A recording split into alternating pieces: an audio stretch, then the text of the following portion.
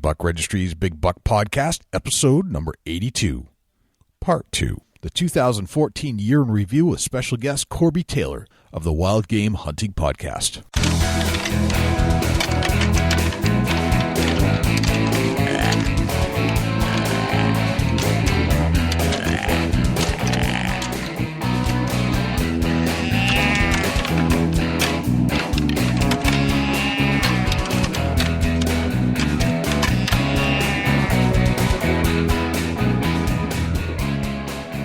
The Big Buck Registry is a virtual museum of hunting stories. We preserve a piece of Americana by interviewing and recording hunters about their hunts and experiences from across the country. And who knows, maybe we'll learn a thing or two along the way that'll help us take our hunt to the next level. Hey, this is Korby Taylor, host of the Wild Game Hunting Podcast, and you're listening to another great episode of the Big Buck Registry's Big Buck Podcast. Hello, fellow hunters. This is Carrie Zulka from the Wild World of Carrie Z podcast. You know, I don't always listen to other hunting podcasts, but when I do, I listen to the Big Buck Registry's Big Buck Podcast. Stay hunting, my friend. Hey, this is Mike Adams, the Up North Journal Podcast. When I'm not gunning for turkeys, hanging out in my tree stand, or running my trap line, I'm listening to the Big Buck Registry Podcast. So let's turn it up and step outside with your hosts, Jay and Dusty. Hello, bow hunters. This is Philip Havens, host of the Bow Hunting Freedom Podcast at bowhuntingfreedom.com. Get ready for another great episode of Big Buck Registry's Big Buck Deer Hunting Podcast. So welcome back to the second part of the show. Dusty, we're going to start walking through all of our favorite moments of the 2014 podcast season on the Big Buck Podcast. We have a special guest, Korby Taylor from the Wild Game Hunting Podcast, and he's going to bring in a couple of his favorites from his show. But first, let's get into yours. And the first one we're talking is with Lee and Tiffany Lakosky. And you want to set us up with this audio? Yeah, absolutely. Tell us a little bit about this particular clip. Yeah, we got into the reward after all your blood, sweat, and tears of working on your food plots and getting your area prepped for the season. And I wanted to get the answer and the tip to the reward after you've put all this time into a food plot in your hunting area and on your piece of property. So that's what we're going to get into here. Once we key this up, it's going to be talking about the reward of your hard work. Gotcha. Yeah, there's nothing more rewarding than, obviously with your toe, that's blood, sweat, and tears at its best. There's nothing more rewarding. And a lot of people never get the experience of putting out your own food plot, doing your own research on how to grow the proper food plots and how to get your best poundage and tons out of your acreage. The reward after you've worked your tail off all year, that would be my question to you is, tell me what it feels like after you've busted your tail all year long to get to the season, what the reward feeling is like at the end. Well, it's just like, it's just such a sense of accomplishment on the stuff because, still, we're just so fortunate to be in the situation that we are. Still, wake up and pinch ourselves, say, how in the heck did this happen? Just even having a career in the hunting industry. Growing up, yeah, we hope you could, but it was never a reality. I mean, we didn't know anybody that was in the hunting industry. We didn't, we didn't have any, we didn't have any ins or anything like that we knew anybody. I mean, so you just feel so fortunate to be able to do what we do. And, like I said, when it comes time for hunting season, the work is all behind you. And it's just such a sense of accomplishment. That's why a lot of people go wrong on that. They always, they sit on their Facebook or Twitter or something and, say, oh, yeah, if I could shoot a big one too, if whatever. But, most of the people who shoot good ones every year, and there's a lot of people, you don't have to own property or do what we do to shoot a good deer every year. It just takes a lot of work. And I always compare it to golf. It's like you don't go out on the golf course and go shoot a 65 round. It's like you spend 1,000 hours on the putting greens and the driving ranges and everything before you spend to every 1 hour you spend on the golf course. You go to a golf course, and that just shows you what you've learned on the driving range. You don't go to a golf course to learn how to golf. And deer hunting is the same way. By the time you get hunting season, your work should be done. When I get to October 1st, we know exactly what deer are on our hit list. We know exactly what farm we're going to find them on. We know exactly what field that we'll probably have our best chance of getting them on. We already have all that work is already done. Now it's just, putting that work to use. So if you're getting up, October 1st and blowing the dust off your bow and say, I'm going to go out to my spot that I hunted last year and sit there and then expect to shoot a giant, I mean, you may, but you certainly aren't going to do it every year. You might do it once out of every 20 years.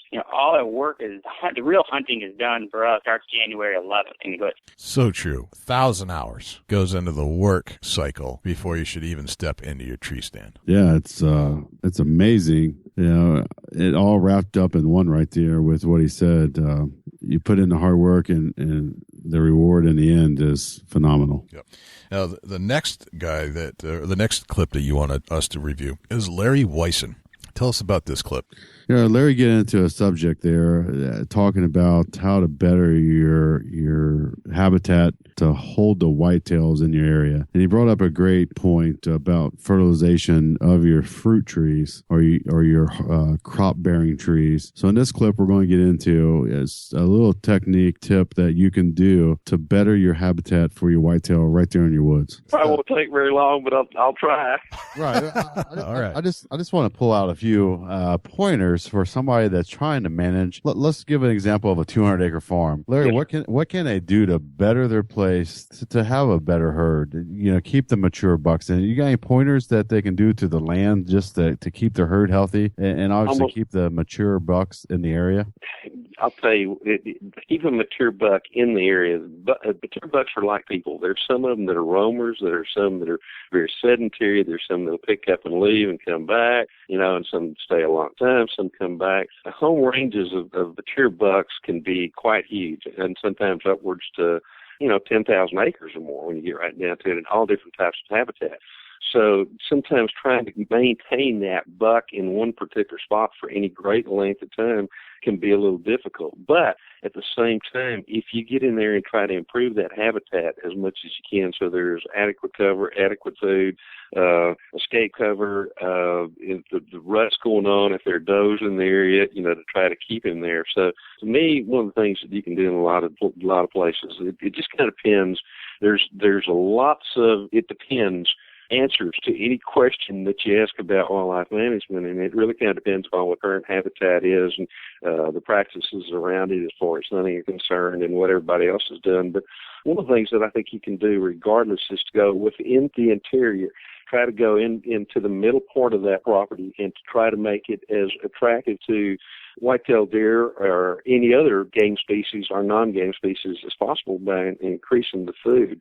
Now, that may mean doing some cutting to where if you got a heavy canopy to where more sunlight can penetrate down to the ground, to where you get all kinds of little undergrowth and things like that growing, and then even once that stuff starts growing up, going in and managing it so that you cut it in half. And other things you can do at the same time is if you have a mass-bearing tree, that whether it's an oak or a chestnut or anything that produces any kind of fruit or nut, is during the wintertime when things are really kind of bad, and even if there's snow on the ground, is look at this tree and look at the drip line, which is at the outermost reaches of the branches that are out there. And what you can do is you can go to the local feed store, seed dealer, hardware store, whatever, and the way you suggest people to do is buy some the cheapest fertilizer that they can find, and then go right along that drip line and dig a little trench, whether you have to, even if you can, if the ground isn't frozen, and dig a little trench and just kind of pour a little bit of, just do a trickling of fertilizer all the way around the entirety of that drip line. And so that's going to do several things. And one, is going to help feed that tree. And if it produces any kind of a mast, it'll generally make it sweeter, whatever it is, whether it's acorns, whether it's fruit. And at the same time, just beyond the edge of that drip line, you're gonna have influence on those other species, plants that are there, that are going to, again, make them not only more nutritious, but also more palatable. The interesting thing about white-tailed deer is that they have an innate ability to find the most nutritious part of any plant or the most nutritious food in a given area. It's something that's ingrained into them.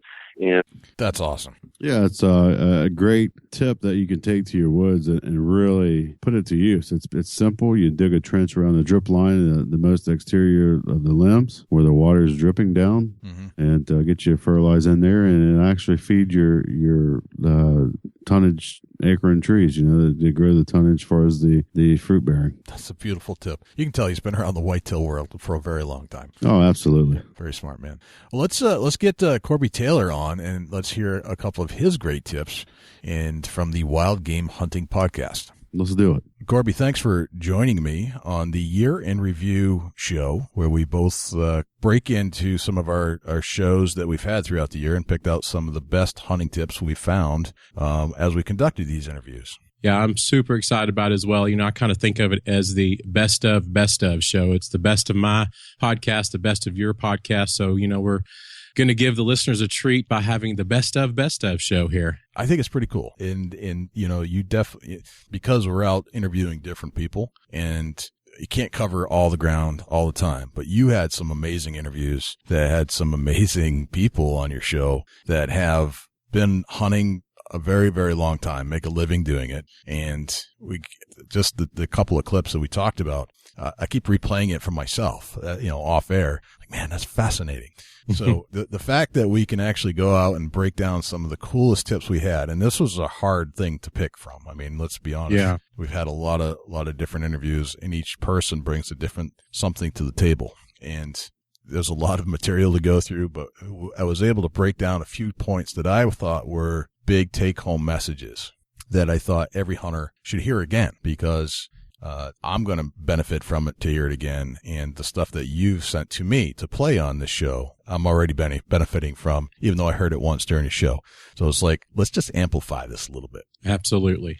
I'm looking forward to it. I think it's going to turn out to be just a fantastic show. I do too. Korby, tell me a little bit about the premise of the Wild Game Hunting Podcast. Yeah, well, so I didn't grow up hunting like, many others did. And I didn't have a dad, take me hunting or somebody else take me hunting. I know it doesn't always have to be a dad, but didn't get into hunting until I was actually an adult. And when I did finally get into hunting, I jumped in 110%, both feet. Dove into the deep end of the pool, so to speak. And I just absolutely love to hunt, obviously. And, being a Christian and just, incorporating just in the aspect of my love for God and then also my love for hunting, just feel like, really I feel like God gave me the vision for this podcast, just an opportunity to incorporate the two things that I love God and love hunting, and just use the podcast as an opportunity to not only help people become better hunters, which we all want to do, those of us that hunt, but also just to help people grow in their relationship with God and grow in their understanding of who God is. So long story short, kind of started on a different route. I was working on kind of a devotional type thing that was hunting related, and my computer crashed and I lost all my data and files for that, and just started over. And I really just feel like, God just kind of downloaded this template or this vision for the show. And so, I interview hunters and we talk about hunting tips from their perspective. Obviously, these guys that are on the show that I interview have so much more knowledge and expertise than I do. So I learn as much when I interview them than, as much as the listeners do.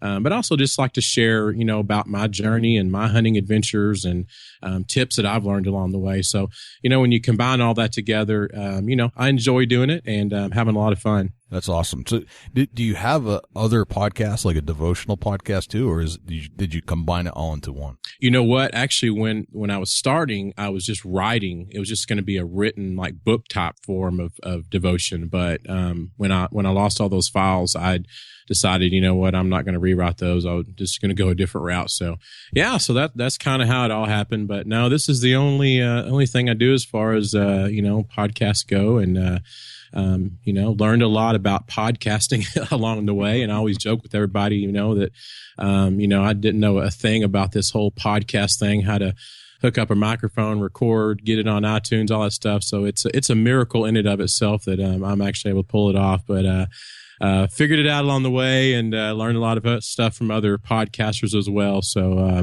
just enjoying it, and I feel like it's been successful. So how about you, Jay? Tell me a little bit about how you got started, and a little bit about you as well. Yeah, it's basically the way it all started was I've been hunting for years. My dad took me hunting when I was like 7, and my dad was not a a fantastic deer hunter by any means. And he still isn't a great deer hunter, but he always had this passion for firearms. He was a military guy and always let us shoot the .22. We used to hunt for woodchucks that were eating our garden when we were kids. And it was just a great experience. So some of my fondest memories with my dad is going hunting. And we never really killed anything, but that wasn't the point. The point was getting outside, enjoying your time with your dad, and your dad teaching you about the elements of the outdoors that only dads can teach in a lot of ways. Absolutely. And that's really the very, very, very foundation of this show. If you want to get into the deep roots of it, that's where it all comes from.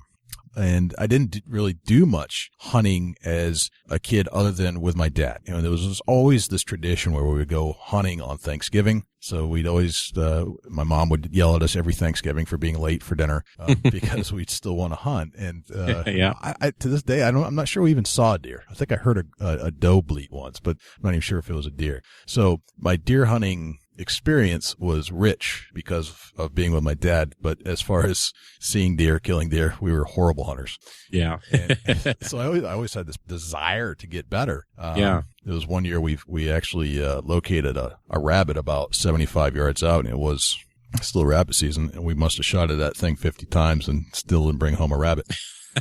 Yeah. So it was just one of those great, rich experiences. But later in life, after college, I started hunting more and more, and I had a couple of older gentlemen, a Vietnam vet who loved turkey hunting, took me under his wing and showed me how to turkey hunt and gave me some tapes to learn. And I'm an old saxophone player, so taking a mouth diaphragm and learning how to call a turkey in was kind of second nature. Like, this is like playing the saxophone. So it got to the point where even though he had all the woods experience, I had a little bit, but not anything close to what he did or even how to hunt a turkey. He would bring me along because my calling was better than anything he'd done for 30 years. It's like, that's cool. I'll do that. Yeah, there you go. Good exchange. So he brought me out to New York and showed me kind of the ropes. Then finally, one year I was able to shoot a very anemic 12-pound Jake, and I was off on my turkey hunting career. And it wasn't until 2012, and I had shot deer with bows and guns and stuff, but obviously the technology for podcasting came out years later, 2006, 2007. But I didn't even know about it until I got my iPhone in 2012. And I always wanted to have a show. I always wanted to have a radio show, but I needed a topic. And one of the things that I was passionate about was deer hunting. So I said, well, I think I'm going to do that. And then my good friend Steve managed to shoot a 240-pound whitetail in New Hampshire, and I helped him drag it out of the woods. And that started all the picture taking, and with my new iPhone, and I was starting to listen to podcasts. And then I realized if I had a microphone, if I have a recorder, the rest of it's just kind of understanding the technology. Sure. And that's when it was born. I fumbled tremendously at the beginning. I had conducted some of the worst interviews that never even made it to the show.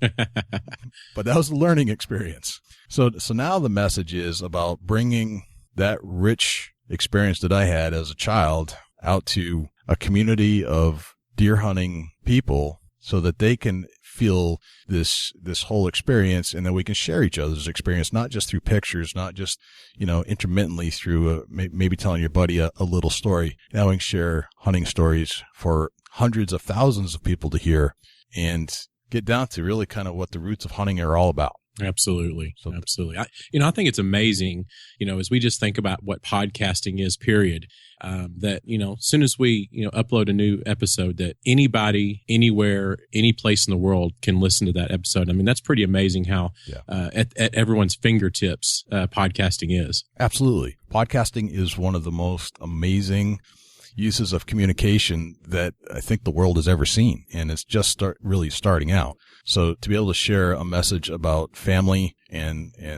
being a parent and teaching your kids how to hunt and this, spreading the word of God and the gospel that you're doing, that there is no better tool really to reach that many people in such a profound way as podcasting. Absolutely. Absolutely. Well, I'm enjoying, I know you do too. And, I'm glad we connected. A lot of people may think that, they're competitive podcasters. They're not going to talk, but I've always been a big believer that we're better together, and the more we can come together and help each other, and not only for our sake, but just combining, like this show that we're doing today, just combining for the listeners to get the best of both worlds, so to speak. And I was thinking about the fact that I think we have a lot of listeners that may listen to both and both of our shows, and some people that may be hearing about each other's show for the first time today.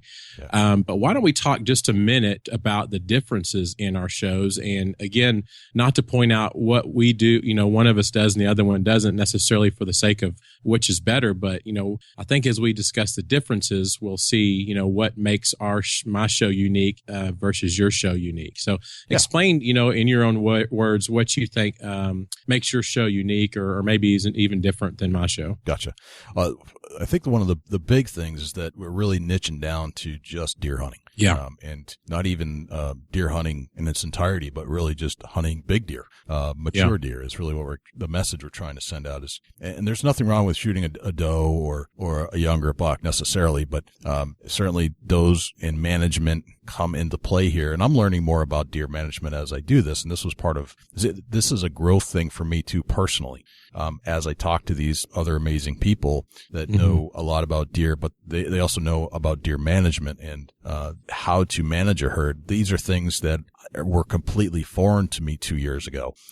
You kind of rely on your state game departments to do that, but I'm realizing that, there's probably a whole lot more that we can do as hunters individually than any fish and game department will do as a government entity to increase the strength of the herd, increase the herd itself, and really grow bigger deer than what you're used to harvesting. Right. So I guess that's part of what it is. We are really just solely the Big Buck Registry. We talk about deer hunting, big bucks, and certainly a lot of big deer that fall across the country. But I like to highlight those that have, especially by sharing pictures on our Facebook page and essentially making you famous for a day, which everybody loves the recognition, I think. Sure. When you've had some good success in the field, because in reality, there's a lot of hard work that goes into hunting down a big mature whitetail deer. Yeah, absolutely. I enjoy, obviously, follow your show on Facebook and love seeing the pictures of all the hunters sending in their photos. And, every time you see one, you just kind of, even though they haven't told their story, you're just seeing a picture of it. You can almost sense, man, that looked like that was a great hunt. You know what I mean? Yeah. Some of those pictures really tell a story. Like there are certain, and this is, I'm not a smoker, but you can tell a lot from a picture of a gentleman who's holding a beer, smoking a cigarette, and holding one of the biggest racks you've ever seen. And I'm not promoting either one, but the deer hunting story behind a picture like that automatically tells you a lot of things about that person's way of life, where they live, how that deer was hunted. There's a lot of things you can tell from a picture. And you have to make some assumptions, and that's where the podcast comes in, is that it clears up a lot of those assumptions. Now you can go and find that person who shot that deer and have them come on your show and tell the whole story to back up the pictures and kind of clear up a lot of those things that you kind of thought might have been true as part of that story. Yeah, absolutely. Well, you happen to pick, you say you're a niche, was deer hunting and specifically big bucks, but you did happen to pick the most hunted animal in the world. So I think that turned out pretty good. Good point. Yeah. Yeah. I think, obviously we talk a lot about deer hunting on my show as well. And, because it's so popular. And I guess if you were to describe the differences that I see in my show versus yours is, instead of really, focusing on that niche, of just deer hunting and big bucks like you do, we really cover all sorts of game animals, and deer hunting and spring turkey hunting are my personal favorites. So you're going to hear a lot about that on the show. But I also cover everything from elk hunting to hog hunting, pheasant hunting. We cover a little bit of everything, and so I think that's probably one of the differences in my show versus yours. And then obviously the incorporating God into every episode is something that's important and a part of the vision of my show as well. And every episode I do what's called a lesson from the field, and I share a day when I was out hunting. And, I may or may not have shot something that day. And, but every day that I'm out there, I feel like God shows me something about himself. And I usually will tell that story of me hunting, particular hunting day, details, what I saw, what I didn't see, what it was like, and then share what God showed me about himself as a result of being out in the woods that day. And so, again, I think that's kind of the differences between mine and yours. And, you put them all together, and I think they're, two great shows separately. But, hey, we're coming together today and putting them all together in one package. So I'm excited about it. I love your messages, man. Those things are deeply rooted. And there's if you separated hunting from the whole picture, that really is what really I think life is all about, and getting outside and taking home a message that's bigger than all of us on an individual level. So, I mean, I love listening to that part of your show, and I hope you never change that aspect of it. No, I won't. I won't do it. Good. I'd stop doing it before I'd cut that out. Awesome. That's a big part of it. Cool. So yeah, and one of the weird things about big buck hunting is that we think whitetails, but we get pictures of antelope. We get pictures of mule deer. So I think I've seen some muleys come through on your. Yeah, but I guess the whitetail just kind of sticks out. Yeah, whitetail rules in the States here for sure. Yeah. And yes, 10 people would you rather have a monster whitetail or a monster muley, and 8 or 9 out of 10 of those are going to say a whitetail, even though obviously the muleys are going to be bigger as far as their, inches and, their size of their rack. But there's just something special about a whitetail deer. And I agree. I would like to, if I had a choice between a, record book mule deer or whitetail, I'm going to have to go whitetail for sure, even though obviously those big muleys out west are some impressive looking animals as well. Definitely. And we don't exclude any bucks. It just happens that we get a lot of white-tailed bucks. Yeah. But yeah. I love it when I get like a sick of deer or, something that's still technically a buck. And, but I always get this question when they send in, hey, can we send in muleys? Can we send in antelope? I'm like, absolutely. It's the buck registry, not just the whitetail buck registry. That's right. There's a difference. So. Yeah, absolutely. Yep. So we went and picked out some of the best that we thought would be take-home messages for the hunter from each of our shows. And you sent in one from Hank Parker. Mm-hmm. And give us a little setup on that. Well, I was really excited about interviewing Hank Parker, and just a true legend when it comes to the outdoors. Obviously, he was a professional bass fisherman, and really one of the best that there ever was when it comes to bass fishing. But in recent years, he's shifted from more fishing to a lot of hunting, doing a lot of stuff with his kids. He has a couple of TV shows out.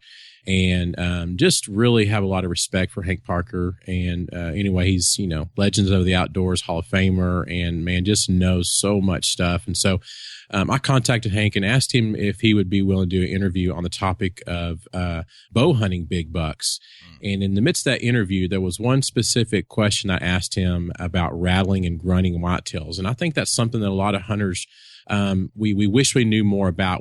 It's actually contradictory in some ways to deer hunting. We think we should be real quiet and don't let any deer hear us, but we're making noise by rattling and grunting. It almost seems like we're going to scare them away, so to speak, but it's obviously effective and it works all the time. And so I really picked his brain and asked him specifically about rattling and grunting. And so this clip's going to have him tell us a little bit about that. Awesome. Well, tell me how you, when you're actually rattling and you're grunting, how do you do it? How long do you do it? Kind of what would a typical sequence look like for you? Because, again, that's the thing that there's a lot of opinion about. Some people will just, tickle the antlers together and then that's it. Other people will, do it for 2 or 3 minutes. And then same thing with grunting, maybe 1 or 2 grunts. But I guess if you're grunting specifically, you're gonna see how the deer reacts. But tell me what a typical sequence would look like for you for rattling and grunting. Well, if I took off, I would do a combination of grunt and rattling if I were traveling and walking and rattling, and that's what I like to do. I like to walk and be on the ground when I rattle, and it varies from day to day, and of course it varies with whether you have wind.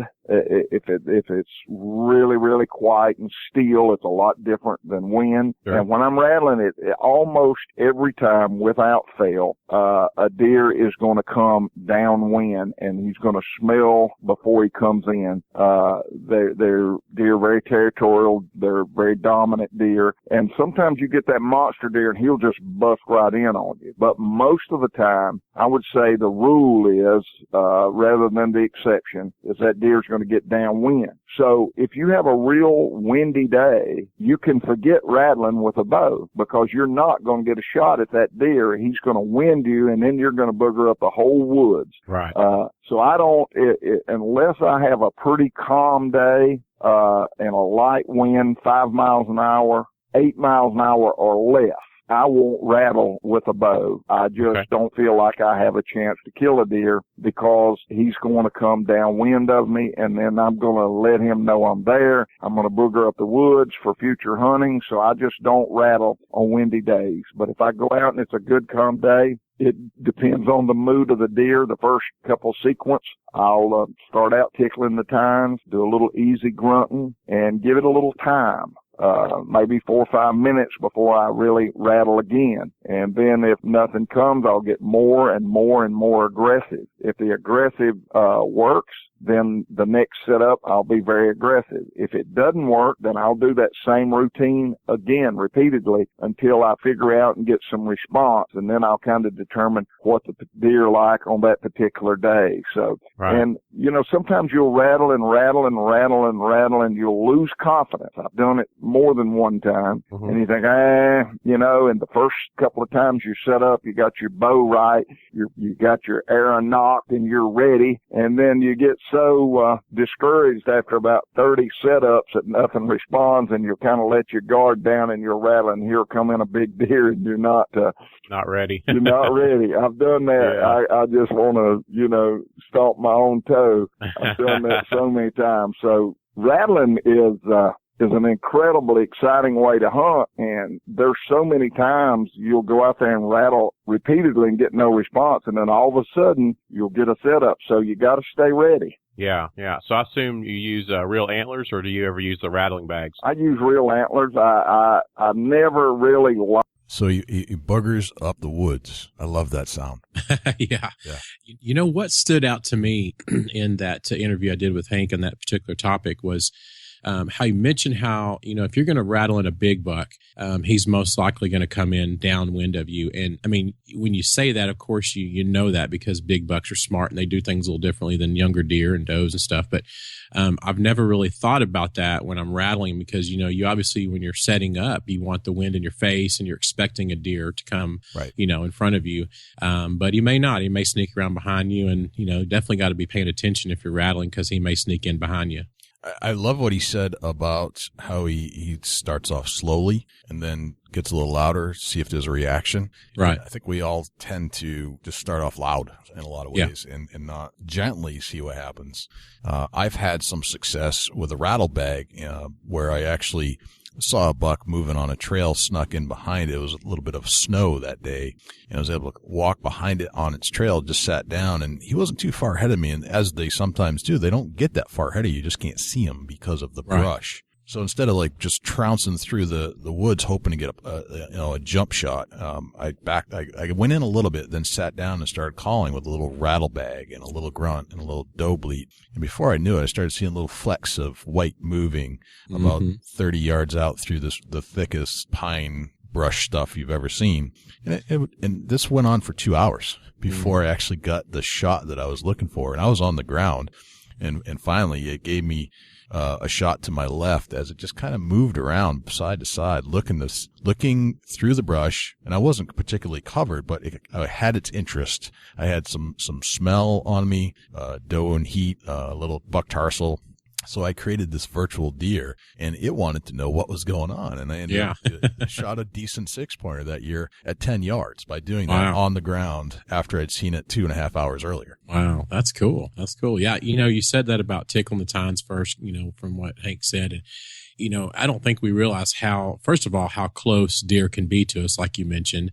And, you know, you want to tickle the tines just in case they're, you know, right around the corner behind the tree and you just can't see them. Obviously, you don't want to be making all that movement with the, you know, antlers or the rattling bag. But also, I don't think we realize how aggressively deer can come in. These big bucks can come in sometime when you're rattling. Because obviously, you know, they're coming to pick a fight for the most part. Some of them are just coming in because they're curious, especially the younger bucks. If you've got a big bruiser buck, and he's coming in response to the rattling of the antlers, it's because he's coming in to fight, and he may be running in full charge. And so you obviously don't want to get caught, with the antlers or the rattling bag in your hand, because there's so much movement that they're going to pick up on. But yeah, I've had some success. I can't say I've ever rattled in a huge deer, but have brought in several of them, and it's fun. It's kind of like turkey hunting to me. You're able to call them into you and get them in range. That's a pretty exciting thing. Yeah, I love turkey hunting for that aspect, and when you can add some sound to your deer hunt too, that's one of the ultimate things for me. Absolutely. It doesn't happen all the time. Certainly conditions don't always play out in your favor. And,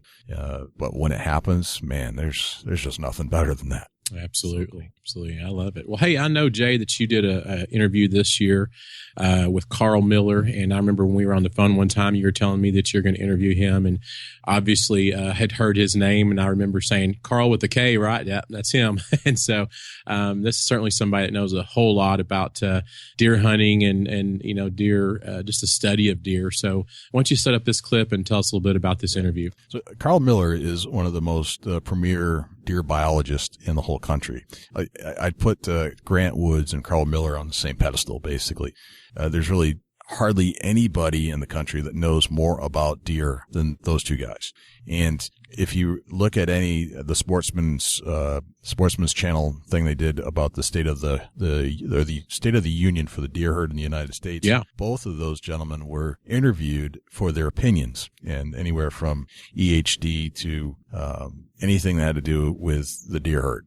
That being said, you got to speak to Grant Woods. We've had talks with Grant Woods before, and I wanted to get Karl Miller on because he seemed to be somebody that we hadn't heard from as much, but certainly knew as much about deer as anybody. So I was like, absolutely, I need to pin him down. I called him at his office one afternoon, and I looked him up on his University of Georgia website page, and he just happened to be in the office that day. That's cool. And he said, let's do this. I'm like, okay. Well, he said, how about a month and a half from now? Here's my cell phone number. I'm like, good, you're in. Got him. Yeah.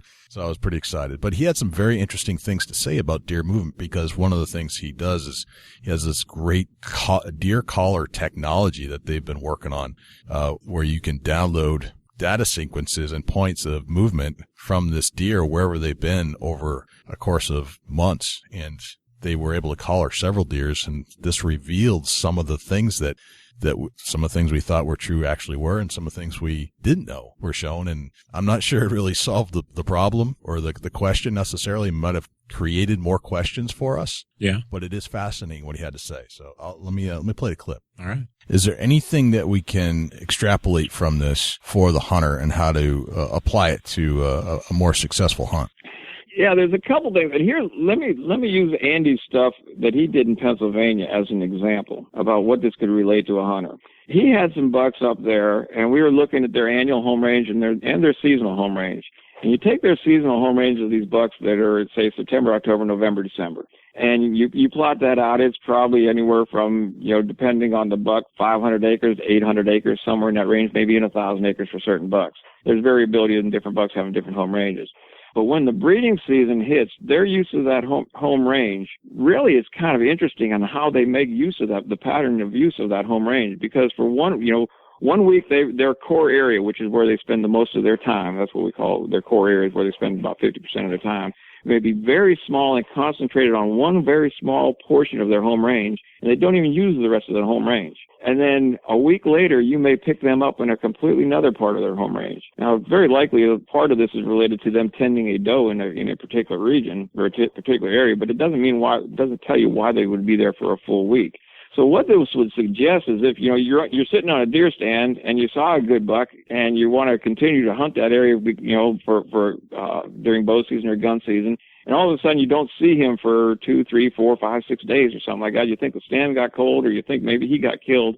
He might be just using some other part of his home range. And if you hang it out, he will be back, unless he gets killed somewhere else, obviously. But, he'll as long as he's alive and you're in his home range, trying to identify where that core area is and where he's focusing in can be very important. Gotcha. And part of that is going to be focusing in on, particularly with some of these bucks. These bucks are focusing in on some of these doe groups and where these doe groups are hanging out. And these doe groups are going to be hanging out in certain areas depending on where the food resource is, whether there's an acorn crop or a beechnet crop or something. Okay. So you can still focus on the does. You can still focus on the food crop. And if a deer disappears that you've been watching for a while, don't worry, he's probably coming back unless he gets taken down the road. Right. Gotcha. Now that's saying for some deer, but that like I said, the variability among bucks have different strategies. Right. Gotcha. And some of the stuff that they've done, some fascinating stuff in South Texas down in Kingsville.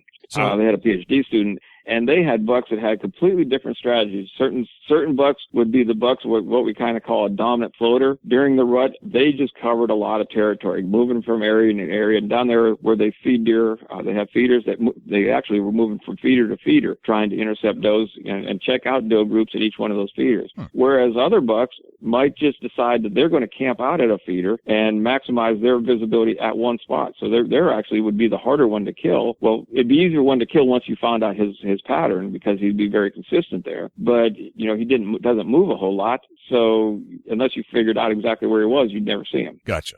Fascinating. So I took home two messages from that. One was that bucks will have a home range, but will move out of it, but come back. And there's different variables, different kinds of bucks will do different things. So you think you're hunting a buck. Well, you got to know what kind of buck you're hunting. It comes down to, for example, he mentioned the dominant floater. The dominant floater buck has a different pattern than maybe the one that stays home to his range a little bit more, but floats in and out of that range in a more patternable way, but may know all the best hiding spots. Right.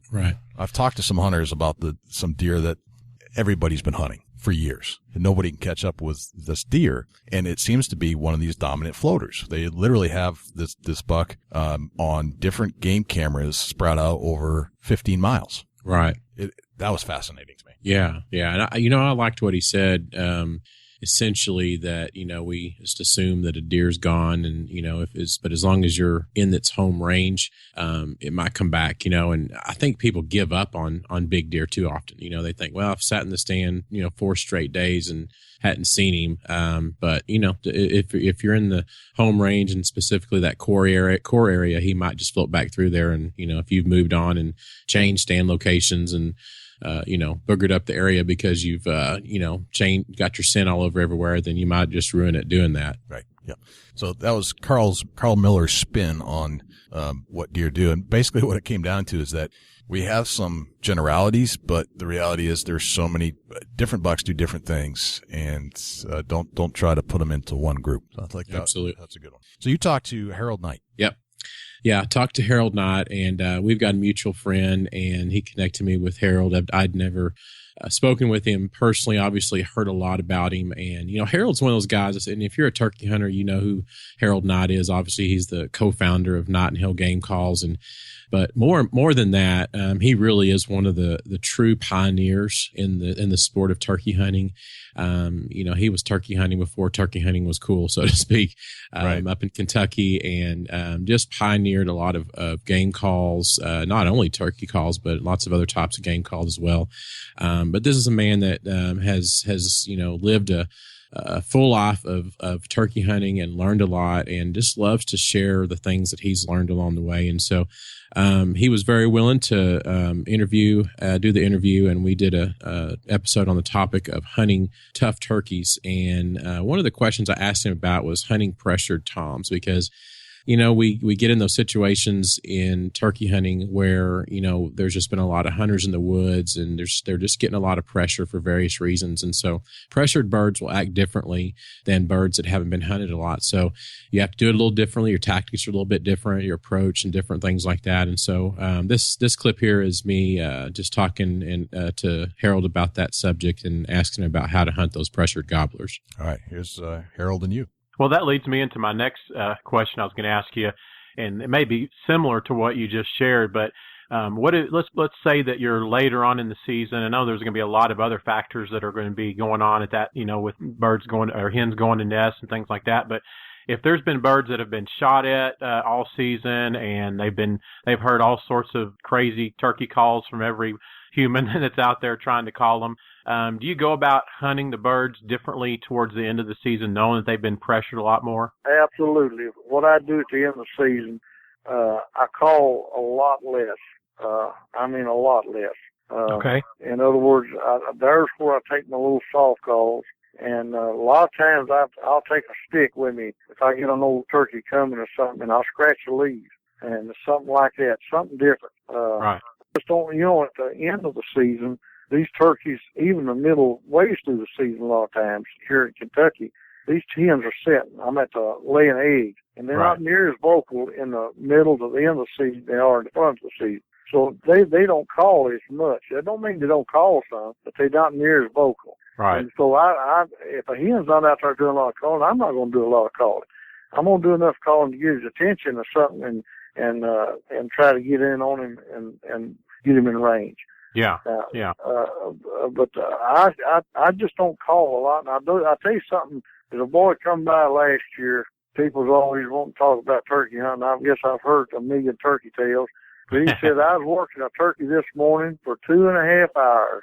Wow. And I left him gobbling. I said, no, you didn't work him. He worked you. Yeah, that's right. And that's exactly what he done. He called to that turkey probably on the roost. And I have called to him on the roost and sat there for 2 hours and gobble. That's the reason at the mid to the end of the season, I don't like to call to him on the roost. Right. What he's doing, he's sitting up there high where he can see. And he's going to see that hen before he flies off. Right. And that's exactly one of the things they do. And it's the nature of the gobbler. You get out there and gobble, and the hen will go to him. Right. And it's not, we define nature when we trying to call that gobbler up anyway. Mm-hmm. So, yeah. So it's quite a feat to pull it off. That's right. But yeah. If there's one thing that I could tell the turkey hunters out there, beginner turkey hunters, is one thing and if you'll learn everything about a wild turkey in your area, wherever state you at, whatever kind of terrain you've got, learn everything about them turkeys. You learn where they like to roost. Why do they like to roost over water? Why do they eat different plants and insects during the year? You learn all that. Learn how long they sit on the nest when they hatch them eggs. And just learn everything you can about a wild turkey. And, learn the sounds. Why do they make that sound? A turkey don't gossip.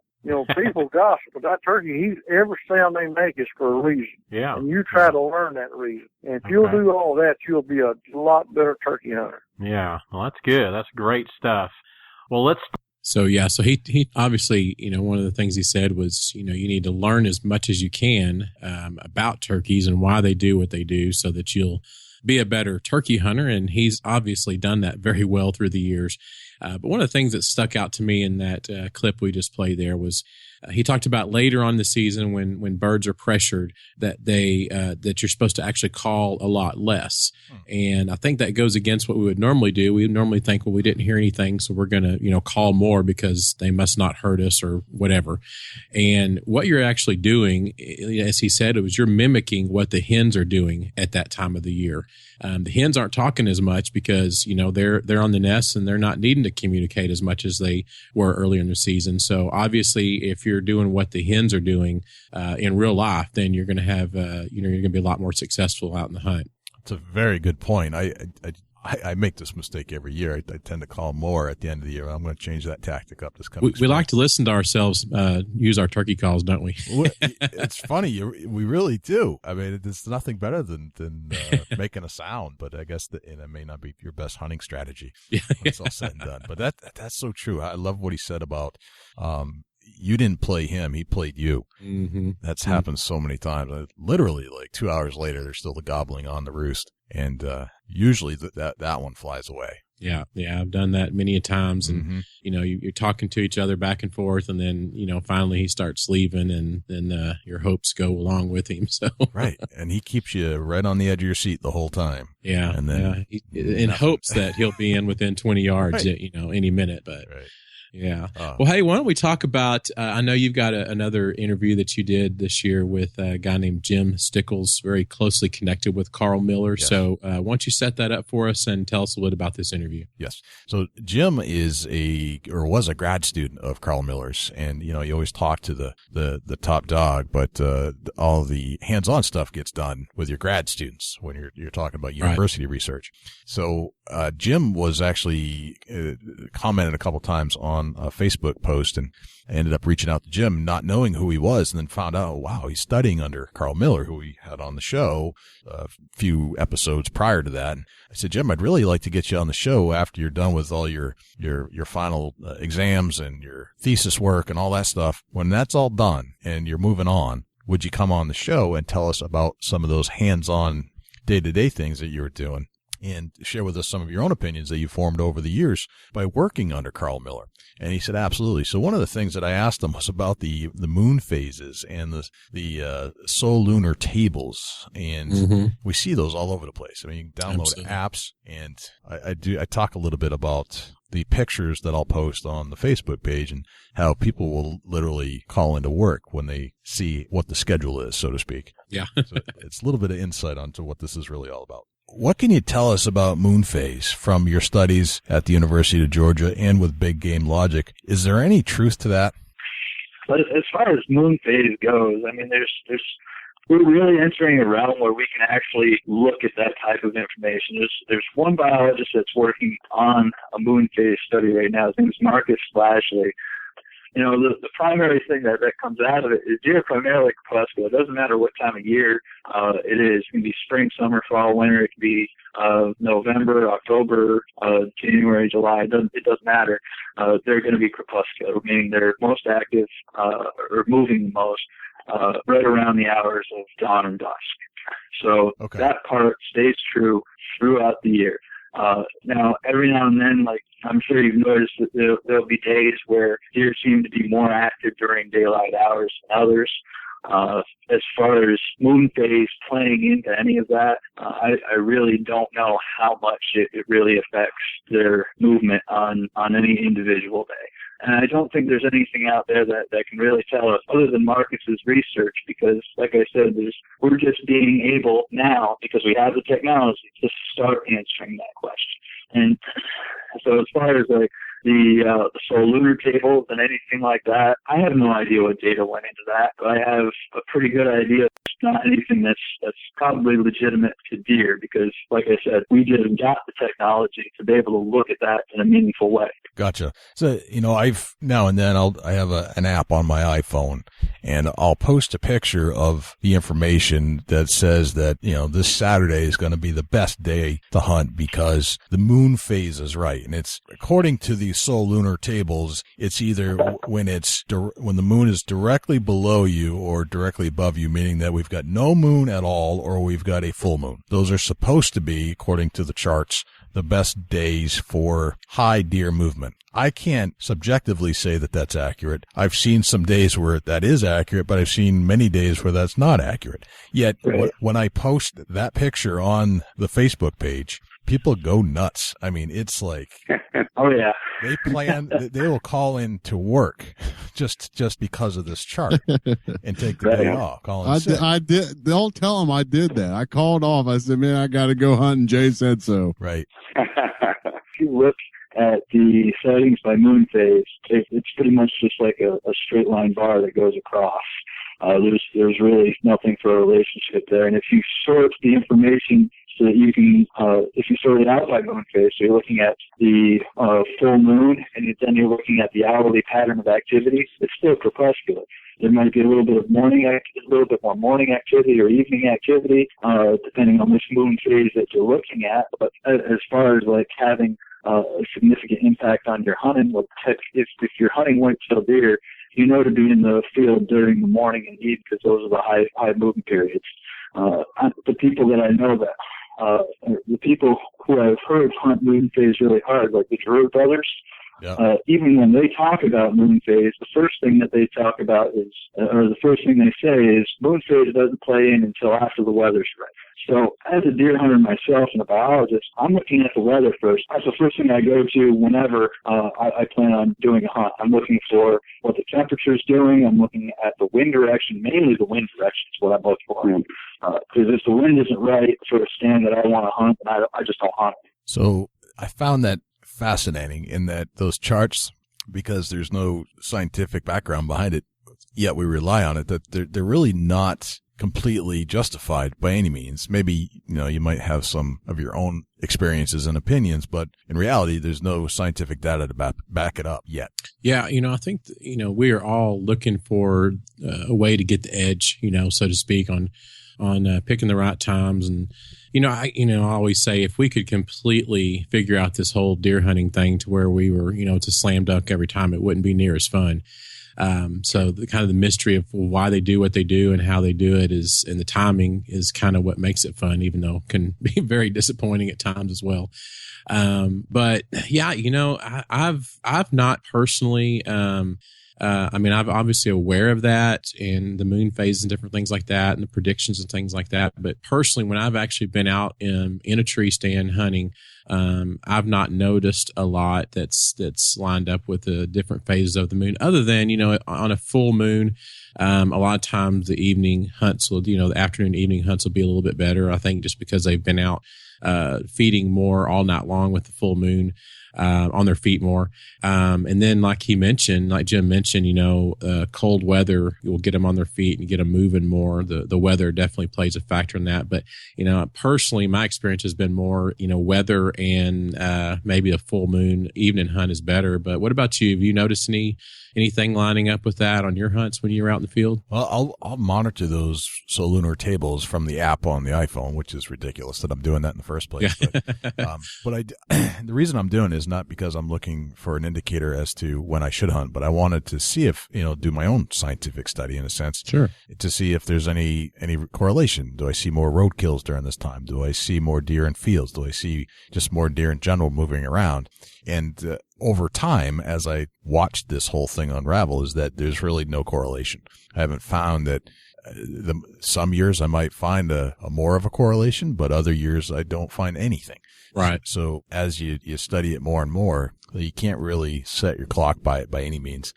There are other factors that are more important than that. Sure. And I think a lot of times, it's just a coincidence, that the moon phase happened to line up with other factors, that may dictate the rut, different things like that. But, right. If the moon phase was supposed to be such and such and, it was supposed to be a great day and then you happen to kill the biggest buck in your life that day, you'd probably be a big fan of it. Right. Exactly. I always found it interesting that the solunar tables always lined up with the rut, basically. So the rut was always the best time to hunt, but they claim it's because of the moon phase. But in fact, the rut is just the rut. Couldn't have anything to do with the rut, could it? It could. So I like talking to Jim and Karl, and your guests were tremendous, Hank, and just legends in the outdoor world. Yeah. I loved your. I'm a big fan of the more we know about something. I mentioned this earlier, but the more we know about something, the better we'll be at it. I don't care what it is in life. And I loved hearing from Karl and Jim, your guests, and approaching it from a scientific point of view, and not only just from a scientific point of view, but just from their research and their studies. And I love that because sometimes Jim Bob's hunting report from his weekend warrior hunt out at the deer lease may not be as accurate as something Carl Miller may come up with. You know what I'm saying? Yeah, so yeah. I loved having information that's backed up with data and factual things like that. Definitely good information, to help us become better hunters. Definitely. Yeah. And I'm always fascinated by the deer biologist. They might be not quite as interesting as some of the big time hunters that we get to talk to, but certainly I find it as interesting because absolutely they just have studied it ad nauseum. So I did love what you said though about, if every hunt was a success, it just wouldn't quite feel the same way. So the failures in the field, the failures in life make the successes so much more rich. Absolutely. That's why I love hunting, is because you'll have, 8 days of failure and 2 days of success, and those 2 days are the ones that you just live for. Yeah. And I always like to say that that every hunt is a success. You know, whether you kill something or you don't, you're out in God's great outdoors. You're able just to have some time to rest. If you're with someone, I hunt with my son Hudson a lot, and I guarantee you, whether we kill something or not, if we're out in the woods together, it's a successful hunt. But the success and failure of whether you shot something, you learn that when you don't shoot something, you learn a lot. And like I said, I think that if your perspective is right and you're looking for the right things, every hunt can be a successful hunt, whether you shoot something or not. I agree. What would you say was your biggest message that you received from the field this year? Oh, wow. There's so many of them. And, one of the things, and this was actually a hunt that, a day out in the woods that wasn't an actual hunt. But there's some public land. I lived in Kansas for about 3.5 years and from Texas, moved up there and just recently moved back this last year to Texas. But one day my son and I were out fishing at this place that we normally hunted. It was some public land. And we were out in the springtime. We'd found this little creek that had some awesome catfish in it. And we'd done a little bit of squirrel hunting as well. But we were out just in this grass. And, in the springtime when it's green, everything's growing. The weeds, the grass that we were walking in was literally over his head. And he didn't have a clue which direction to go because he couldn't see over the weeds there. And I knew which direction we were going to go. And obviously I was a little bit taller. And so I led the way and I was, stepping in ahead of him. And as I stepped on the weeds, it was making a perfect path for him. It was, easy traveling for him. All he had to do was follow the trail that I'd made and just follow me. And, one of the things that God showed me about that is, on our own, it's like we're out there just wading through the weeds. We don't know which direction to go because we can't see the big picture. All the weeds are over our head, But if we'll follow him and the direction he tells us to go, then we'll get to the place that we're supposed to be going. And what I mean by that is we'll enjoy the life that he created for us. And so it was little things like that God showed me. But that specific day, it's easy for us because we all think we know best sometimes and we stray off the path and try to figure out life on our own. But, if God's the one leading the way, then we're going to enjoy life and be most satisfied and ultimately, enjoy the life and be on the path he created for us. That's a good one. I really like that one. That's so true. I had an interesting experience with my son this year. And he was we have gone hunting before for turkeys in the spring. And he decided that he called them bumblebees, but they were actually mosquitoes buzzing around his ear. So that was more distracting to him than the big tom that was hanging out with about 30 hens that were in a big hen fight. And it was still talking to us. So I said, just wait 5 more minutes because this thing's coming around the corner. I know it. And he just like, nope, we have to leave. But during the deer season, we went out. I finally bought a blind for him to sit in. I thought we could use it for turkey hunting in the spring.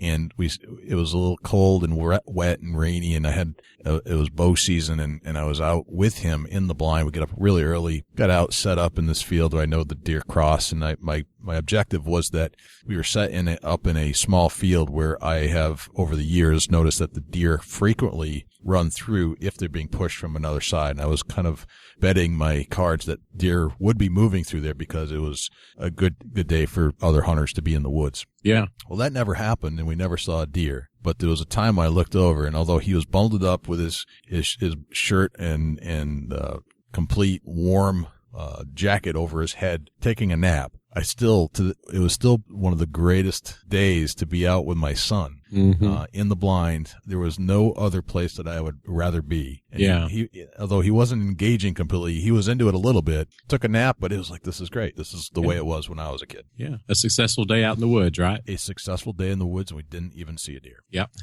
That's right. Korby, what do you have lined up, or what are your objectives for 2015 for the show? Well, I'm really excited. I'm getting ready for some great interviews coming up. I'm going to be talking about deer hunting, turkey hunting, obviously, like I mentioned earlier. But I'm also going to do a couple episodes, one on bear hunting and duck hunting. And so I've been talking to a few people about doing some interviews. So really excited about that. I think this is entering the fourth year for the Wild Game Hunting Podcast, if I'm counting up the years right. So really looking forward to those things, and hopefully going to add a few elements that we haven't had in past episodes. How about you? A couple of things we're going to do. Dusty and I are heading out to the ATA show. And, yeah. We're hoping to shake a lot of hands with some people that would be guests on our show in the future. Yep. That's always a rich place to find some interesting stories and one of my objectives is to make the content even richer than it was in 2014. And it's very interesting. And I don't know if you experienced the same thing, but for whatever reason, I'm finding that most of the feedback that I'm getting about some of the shows that people like that we talk to celebrity hunters and that kind of aspect, but that they truly connect and just adore when we find somebody that just had a great hunt and they want that person to tell a story that doesn't even have a connection to the outdoor world other than they're just a pure hunter. Absolutely. I mean, that before I started my show, there was a few other hunting podcasts that were out there, and some that are still going, and some that that are not going anymore. But one of the things that I appreciated about the episodes that I've listened to from other hunting podcasts, is when people would tell their hunting stories.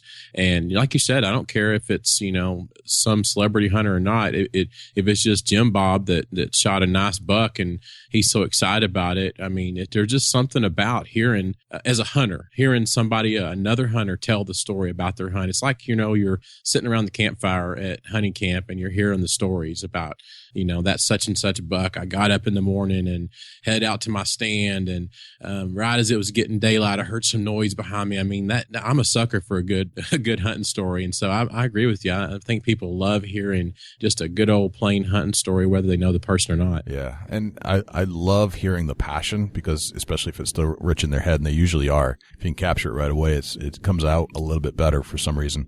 But we had one gal, Jody Beth Walker, on, and she has kind of a trucker mouth, and I had to clip out every single swear. But I didn't want to exclude her from the show. I didn't want to have any swear words in the show, but I wanted to bring the passion through, and it did come through loud and clear, and it kind of made it funny when I was, doing some white noise during every bleep. But so she was excited. She was very excited and a very passionate hunter, and it was just nice to hear that much passion in somebody's voice, because we as hunters relate to it, and you don't have to be a celebrity to love hunting. But one of the other things we're hoping to do is to go to the Great American Outdoor Show again, and just find just richer, deeper content than what we've had so far, even though I'm pretty happy with 2014 compared to 2013.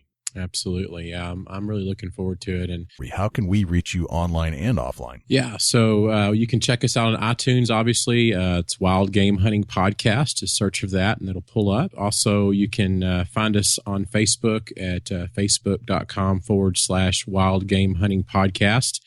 On Twitter, we are at WGH_podcast. And you can email me at wildgamehuntingpodcast@yahoo.com. And we'd love for people to check it out and give us a listen. Awesome, man. You have one of the best shows on the whole internet, and it's been an honor doing a show with you today. I really, really enjoyed it. Man, I've enjoyed it as well. Appreciate our friendship and just being able to do this together. Been fun for me just to connect with you and doing this, but also just, again, creating a great show that hopefully the listeners are going to enjoy. Absolutely. Well, cheers to 2014. Here's to a great 2015. Well, thanks to Korby Taylor from the Wild Game Hunting Podcast for chiming in here and giving us a couple of his tips on the outdoors. And, he threw in a turkey tip there, and just a great guy. And if you haven't checked out his podcast, just type in Wild Game Hunting Podcast on iTunes and you'll find it. It's one of the best ones that's out there. Well, Dusty, this has been a great, great show. We wrapped up ATA 2015. We reviewed our best 6 tips between me, you, and Korby for the 2014 season. And, man, it's just going to be a fantastic 2015. I bet we're going to have another 6 to, there's so many great tips that we could have put on here. But those were just the ones that kind of stuck out in our head. But thanks to Larry Weisen, thanks to Lee and Tiffany, and thanks to everybody else that was contributed to our show throughout the year. Yeah, and thank everybody that tuned in and joined us every Saturday. That's awesome that we've got the following what we do have, and we really appreciate it. Very much so. And thanks to Ed Waite for having dinner with us. Thanks to Jay Fish and Doug Kostrava for hanging out with us for the Johnny King Buck. Thank you to all the people we met at the ATA show. Thanks again to everybody that we met at the first annual Podcasters Mashup. Carrie Z, Phil Havens, Mike Adams, and Red from Up North Journal. So and we will see everybody next year or in 2016 at Louisville for the ATA. So yes, we will. We will be back. And you no longer have to fear the cab ride, Dusty. It was just phenomenal. So it was a great time. Jay, thanks for coming in. And, I thank you for being a friend and a host to the show. And man, 2014 rocked. I just cannot believe and can't wait to see what 2015 has in store for us. Yeah. And thank you to your wife, Sarah, for putting up with us for 3 long days and, me rolling in and disrupting your normal household day-to-day routine. So you're welcome here anytime, Jay. I'll definitely be back after you show me that big track out by your deer stand. So. You'll probably be back without me knowing it, right? I don't know about that. I'd probably tell Sarah. Nice. Jay, how can the people get in touch with you at the Big Buck Registry when you're not on the air? Yeah, well, I would like to first say, before I get into all the little details, that if you wanted to see any of our reviews of any of the products that we did at the show, you can go to bigbuckregistry.com/Kalo. That's QALO for the outdoor silicone ring. You can go to www.bigbuckregistry.com/big and J for all the mineral or the nutrients that we reviewed at Big and J. If you want to get the review on the Garmin Verb, it's bigbuckregistry.com/VIRB. And if you'd like to get see our review on the Orion Cooler, it's bigbuckregistry.com/ORION. And I got to say, that was one of the more popular things that all the podcasters picked up on was that Orion Cooler. And if you'd like to see our review of the ADAC trailer, it's www.bigbuckregistry.com/ADAK. Ozonics would be www.bigbuckregistry.com/Ozonics1, the number 1. And Stick and Pick, www.bigbuckregistry.com/stick in, just the letter N, PIC. So those are all our reviews. You can see all the videos that we did at the show. And if you would like to reach me, you can send an email to j@bigbuckregistry.com. You can visit our website. It's www.bigbuckregistry.com. And if you'd like to see our Facebook page, it's facebook.com/bigbuckregistry. Twitter is twitter.com/bigbuckregistry. YouTube is bigbuckregistry.com/YouTube. Join us on iTunes if you would. Subscribe, give us a review. And that's www.bigbuckregistry.com/iTunes. Always give us a call at 724-613-2825. Give us a text or shoot us a text. Give us a call. Give us some feedback and review. Dusty, how can we reach you online and offline? You can send me an email at dusty@bigbuckregistry.com. You can check me out at facebook.com/chubbytinesoutdoors. You can find me at Dusty Hunt Neck on Facebook and facebook.com/antlerlife. Beautiful, man. It's been a rockin' 7 days with you, my friend, and I can't wait to do it again. And maybe we'll be at the Great American Outdoor Show. Keep my fingers crossed that we'll make it happen. But we'll definitely be at some other outdoor shows throughout the year. Absolutely. We look forward to meeting everybody that we can, and thanks for tuning in. If you get a minute, go to iTunes and give us a review. That would be beautiful. Well, that's a wrap, brother. I'm Jay Scott. And I'm Dusty Phillips. And this is the Big Buck Registry's Big Buck Podcast. See you next week. Can't wait.